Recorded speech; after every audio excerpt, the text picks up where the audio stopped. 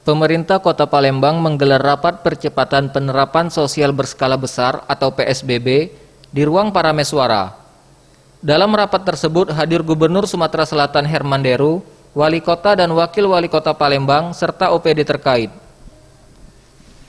Gubernur Sumatera Selatan Herman Deru menjelaskan, meskipun PSBB Palembang bisa diterapkan setelah mendapat persetujuan dari Kementerian Kesehatan, tetapi ia menginginkan wilayah pelaksanaan PSBB memiliki peraturan yang jelas.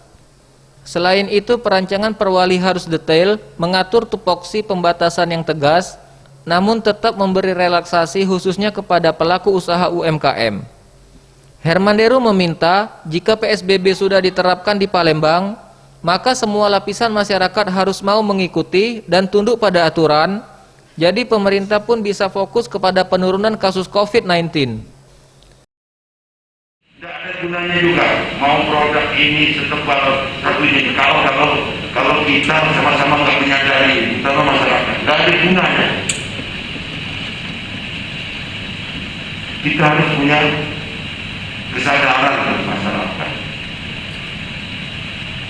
bersama dengan masyarakat, kesadaran kita untuk memproteksi diri. Sementara itu, Wali Kota Palembang Harnojoyo menambahkan, rancangan perwali untuk PSBB sudah diserahkan ke Pemprov Sumatera Selatan untuk disetujui dan rapat diterapkan langsung sesuai instruksi Gubernur. Selanjutnya Pemkot Palembang akan mensosialisasikan kepada masyarakat, baik dunia usaha maupun tokoh agama, terkait pelaksanaan PSBB Palembang tersebut.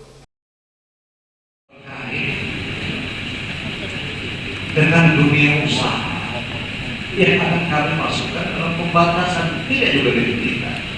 Perwali ini yang besok akan disosialisasikan kepada semua pihak itu adalah pembatasan. Mungkin jamnya yang kita batasi hanya 5 jam. Anugrah Sandi Pratama, Sriwijaya TV.